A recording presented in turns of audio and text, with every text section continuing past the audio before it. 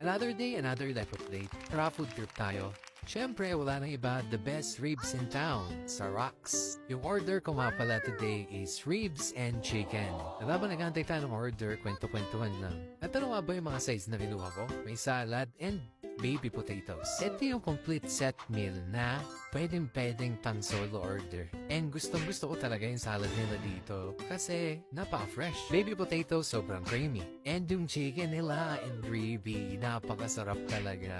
Promise, no joke talaga. Napaka-crispy and sobrang savory yung kanilang gravy. At syempre, hindi mawawala yung kanilang barbecue sauce. Masarap kasi yan sa baby back ribs. Kaya naman, pagka nagkukrave ako ng baby back ribs, dito lang lagi ako sa Rocks. So ano pang hinihintay nyo? Try nyo na dito sa Rocks. Siya magpo-food trip muna ako.